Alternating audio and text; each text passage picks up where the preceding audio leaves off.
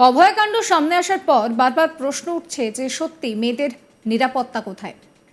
রাস্তাঘাটে নিরাপত্তা নেই। যে জায়গাটা কাজ করে একটা মানুষ, সেই কাজের জায়গা সেটা তার কাছে তার বাড়ির মতো, সেখানেও তার নিরাপত্তা নেই। বারবার কেন মেয়েদেরকে বাজেভাবে দেখা হবে? বারবার কেন একজন মেয়েকে সামনে দেখলে তার সঙ্গে নোংরামি করার বিকৃত মানসিকতা জাগবে? এই মুহূর্তে দাঁড়িয়ে এই প্রশ্নগুলো যখন ঘুরপাক খাচ্ছে, তখন ফের আরও এক বাংলার মেয়েকে সেই পরিস্থিতির মধ্যেই পড়তে হলো, যে পরিস্থিতি হয়তো কেউ কখনো সামনাসামনি হতে চায় না। একজন মেয়েকে তার কর্মক্ষেত্রেই খারাপ পরিস্থিতির মধ্যে পড়তে হলো। তার সঙ্গে নোংরামি করার চেষ্টা করলেন তারই এক সহকর্মী। কি সাংঘাতিক বিষয়টা ভাবতে পারছেন? রীতিমতন এই সমস্যা যেন একটা সামাজিক ব্যাধি হয়ে দাঁড়াচ্ছে। ঠিক কি ঘটনা ঘটেছিল আপনাদেরকে জানাবো। ফাঁকা লিফট পেয়ে এক তরুণী আইনজীবীর সঙ্গে খারাপ কাজ করার চেষ্টার অভিযোগ উঠল হাইকোর্টেরই এক কর্মীর বিরুদ্ধে। এই বিষয়ে ইতিমধ্যেই অভিযোগ দায়ের হয়েছে হেয়ার স্ট্রিট থানায়। অভিযোগ, এদিন বেলা 11:15 নাগাদ হাইকোর্টের সি বিল্ডিংয়ের একটি লিফটে একা পেয়ে ওই তরুণী আইনজীবীর সঙ্গে নোংরামি করার চেষ্টা করে চতুর্থ শ্রেণীর এক কর্মী। তরুণীর আরও অভিযোগ যে এর আগেও নাকি নানান সময় মামলা বিচারের তালিকায় আগে তুলে দেওয়ার টোপ দিয়ে অভিযুক্ত কাছে আসার চেষ্টা করেছে, কিন্তু তাকে তখন তিনি সতর্ক করে দেন। কিন্তু এদিন তাকে লিফটে একা পেয়ে সমস্ত মাত্রা ছাড়িয়ে ওই আইনজীবীর সঙ্গে খারাপ কাজ করার চেষ্টা করে ওই কর্মী। এই বিষয়টা ওই তরুণী আইনজীবী তিনি সহকর্মীদেরকে জানান। এজলাস থেকে অভিযুক্তকে ডেকে এনে চড় থাপ্পড় মারেন সেখানেই উপস্থিত উত্তেজিত জনতা। সিনিয়র আইনজীবীরা হেয়ার স্ট্রিট থানায় খবর দিলে পুলিশ অভিযোগ গ্রহণ করে।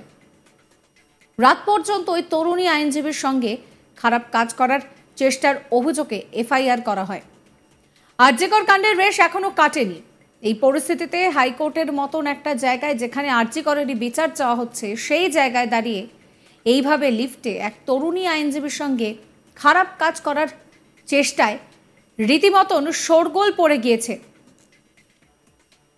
তাহলে কর্মস্থলে কি সত্যি মেয়েদের কোনো রকম কোনো নিরাপত্তা নেই? এই প্রশ্নটাই উঠছে।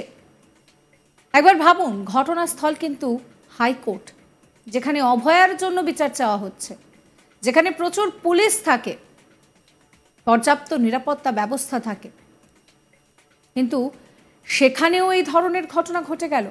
অবশ্য এটাও ঠিক যে লিফট থেকে শুরু করে সব জায়গায় তো আর পুলিশ মোতায়েন করা সম্ভব নয়, কিন্তু মানুষের এই বিকৃত মানসিকতা কি পরিবর্তন হবে না?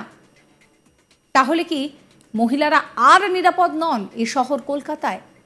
এই ঘটনায় সেই প্রশ্ন আরও একবার উঠছে। অভয়ার ঘটনায় এখনও দোষীর শাস্তি হয়নি। ঘটনার তদন্তভার হাতে নিলেও এখনও পর্যন্ত এই ঘটনায় সেই সঞ্জয় রায়ই মূলত ধরা পড়েছেন। তার মধ্যেই এই ধরনের একটা ঘটনা প্রশ্ন তুলছে ফের একবার নিরাপত্তা নিয়ে। এই নিয়ে আমার কলিগ মানুষের একটি রিপোর্ট দেখাবো আপনাদের। আরজিকরের ঘটনায় যখন গোটা রাজ্য সহ গোটা দেশ উত্তাল, সেই পরিস্থিতিতে কলকাতা হাইকোর্টে এক তরুণী আইনজীবী তার শ্লীলতাহানির চেষ্টা করেছেন। কলকাতা হাইকোর্টেরই এক চতুর্থ শ্রেণীর কর্মী, এরকমই একটা চাঞ্চল্যকর অভিযোগ সামনে এসেছে গতকাল। ওই তরুণী আইনজীবী তিনি বেশ কিছুদিন ধরে কলকাতা হাইকোর্টে প্র্যাকটিস করছেন বলে আদালত সূত্রে জানা যাচ্ছে, এবং তিনি অভিযোগ জানিয়েছেন যে হাইকোর্টের সি বিল্ডিংয়ের লিফটে তিনি যখন গতকাল 11টা নাগাদ লিফটে উঠছিলেন, সেই সময় চতুর্থ শ্রেণীর ওই কর্মী তিনি ওই লিফটে ছিলেন, এবং লিফট ফাঁকা থাকায় ওই ব্যক্তি তিনি তরুণীর ঘনিষ্ঠ হওয়ার চেষ্টা করেন এবং তার শ্লীলতাহানির চেষ্টা করা হয়। এই ঘটনায় সঙ্গে সঙ্গে ওই তরুণী আইনজীবী তিনি তার সিনিয়রদেরকে বিষয়টি জানান। তারা সঙ্গে সঙ্গে ওই চতুর্থ শ্রেণীর কর্মীকে ধরে চড়থাপ্পড় মারেন এবং পুলিশে অভিযোগ করা হয়। পুলিশ সেই মতো হেয়ার স্ট্রিট থানায় ইতিমধ্যে এফআইআর দায়ের হয়েছে বলে আমরা আদালত সূত্রে জানতে পাচ্ছি।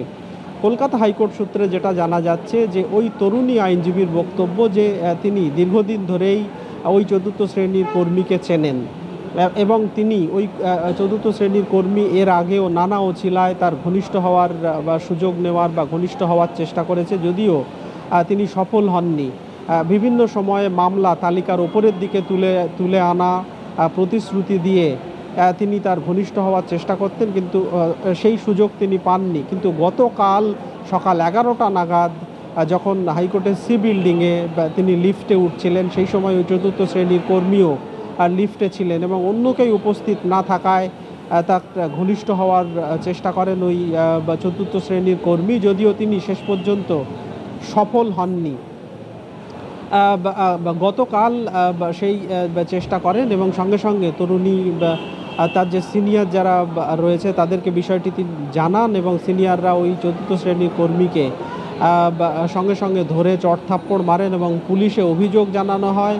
পুলিশ সেই মতো রাতের দিকে, যেটা আদালত সূত্রে জানা যাচ্ছে, রাতের দিকে এই ঘটনায় হেয়ার স্ট্রিট থানায় এফআইআর দায়ের হয়েছে। তবে এখনও পর্যন্ত সেই এফআইআরের ভিত্তিতে কাউকে গ্রেপ্তার করা হয়নি বা কেউ এখনও পর্যন্ত গ্রেপ্তার হয়নি এই ঘটনায় বলে আমরা আদালত সূত্রে জানতে পাচ্ছি।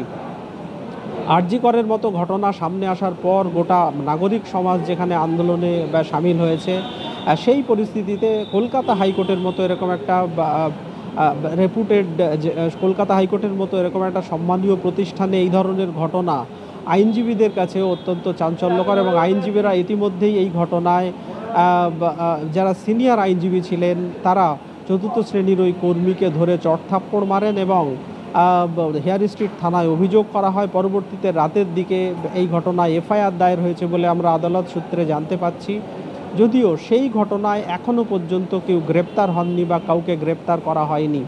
গতকাল সকাল 11টা নাগাদ এই ঘটনা ঘটেছে বলে আমরা কলকাতা হাইকোর্ট সূত্রে জানতে পাচ্ছি। তরুণী আইনজীবী, তিনি বেশ কিছুদিন ধরে কলকাতা হাইকোর্টে আইনজীবী হিসেবে প্র্যাকটিস করছিলেন। কলকাতা হাইকোর্টের এই চতুর্থ শ্রেণীর একজন কর্মী লিফটে বেলা 11টা নাগাদ লিফটে ওঠার সময় লিফটে ফাঁকা পেয়ে তার সাথে তার শ্লীলতাহানির চেষ্টা করে, তার সাথে খারাপ আচরণ করার চেষ্টা করে। সঙ্গে সঙ্গে ওই তরুণী আইনজীবী তিনি তার যারা সিনিয়র রয়েছেন তাদেরকে বিষয়টি জানান এবং তারা পরবর্তীতে পুলিশকে জানালে হেয়ার স্ট্রিট থানায় রাতের দিকে এফআইআর দায়ের হয়েছে বলে আমরা আদালত সূত্রে জানতে পাচ্ছি। যদিও এই ঘটনায় এখনও পর্যন্ত কেউ গ্রেপ্তার হননি বা কাউকে এখনও পর্যন্ত গ্রেপ্তার করা হয়নি। আরজি করের ঘটনায় যখন গোটা